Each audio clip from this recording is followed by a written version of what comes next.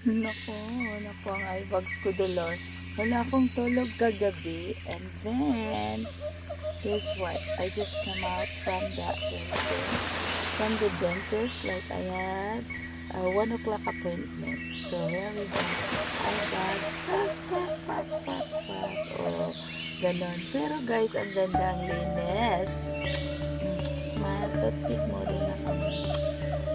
Lagi naman po maputi, malinis yung ngipin ko. Pero, kailangan lang talaga ang kailangan i-maintain yung every 6 months cleaning visit, check up the gums, make sure there is no tartar, at saka hindi ka nagka-problema ng tissue around your teeth. So, check up and cleaning, also x-ray. So, every 6 months, buti na lang may insurance ako, diba? Dahil pag wala, it costs money. There's nothing free here in America, guys. Guys, ang eyebags ko, kailangan kong matulog. Kasi ayun siya.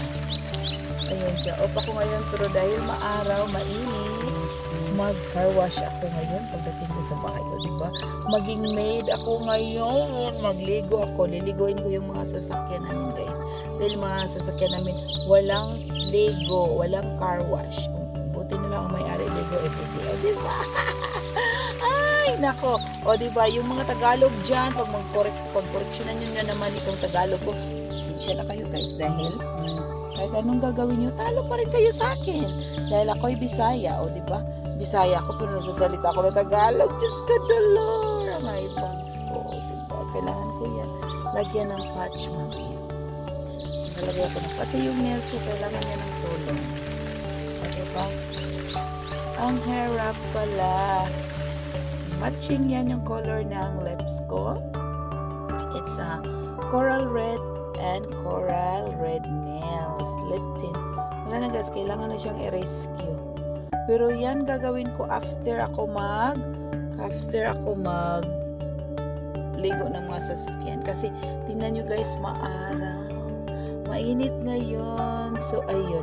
Baka doon sa labas ako mag-karaoke ako. Dalhin ko yung portable ko, guys. O, mag-shop-shop ako sa labas. You can tell talaga, no, pag wala kang tulog. Kasi yung eyebags mo, talagang makipag-argue sa beauty ang eyebags. So, kailangan talaga ng tulog, guys. So, mayroon naman akong magic sa bahay.